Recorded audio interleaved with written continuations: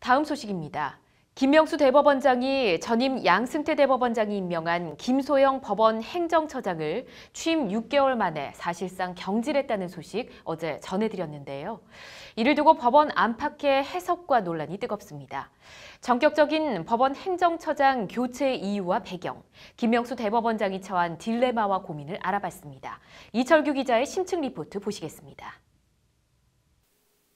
김명수 대법원장은 오늘 출근길 기자들에게 임기 종료를 앞둔 대법관이 재판부로 복귀하는 건 오랜 관행이라며 김소영 법원행정처장 전격 교체에 대한 확대 해석을 경계했습니다.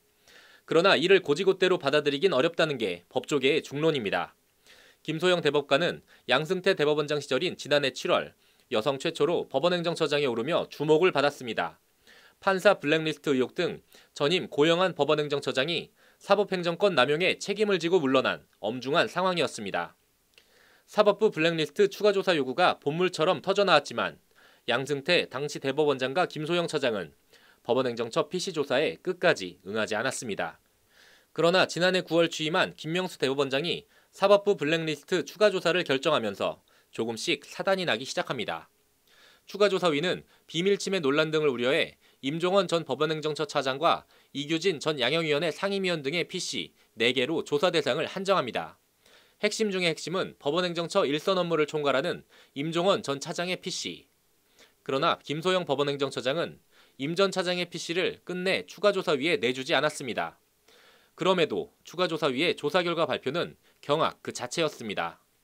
이른바 거점법관을 동원한 사실상의 판사 사찰, 특정 재판에 대한 청와대 보고와 사법부의 진위 설명 등 독립된 헌법기관이라고 볼 수 없는 김명수 대법원장 표현대로 상상하기 어려운 참담한 일이 벌어졌던 겁니다.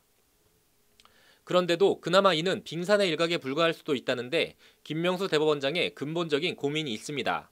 추가조사위는 PC 전체 파일을 열어본 게 아니라 법관 동향보고 등 특정 키워드로 검색해 관련 파일들을 추출했습니다.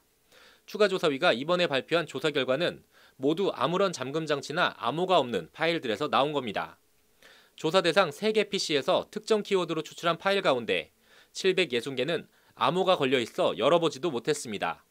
일반 파일에 이런 발표 내용이 담겼다면 암호가 걸린 비밀 파일에는 더 엄청난 내용들이 담겨 있을 수 있다는 얘기입니다. 해당 파일에 암호를 건 법관들은 현재 암호를 가르쳐주지 않는 것으로 전해졌습니다. 암호가 걸린 PC를 열어볼 수 있는 사실상 유일한 방법은 영장을 받아낸 검찰의 강제 수사밖에는 없습니다. 사법부로선 도저히 받아들일 수 없는 대목입니다. 추가조사위의 PC 개봉과 관련해 검찰에 고발당한 상태인 김명수 대법원장이 법원행정처장을 전격 교체한 데는 사법부가 검찰의 강제 수사를 당하기 전에 임종원 전 차장의 PC를 열어보려는 의도가 있는 것 아니냐는 관측이 나오는 이유입니다. 이와 관련 김명수 대법원장은 그제 추가조사 결과에 따른 합당한 후속 조치를 취하겠다. 조사 결과를 보완하고 조치 방향을 제시할 수 있는 기구를 조속히 구성하겠다고 강조했습니다. 저를 믿고 조금만 더 기다려달라. 법원 내부의 힘으로 사태를 해결하겠다는 김명수 대법원장의 상황인식과 의지가 어떤 결과로 이어질지 주목됩니다. 법률방송 이철규입니다.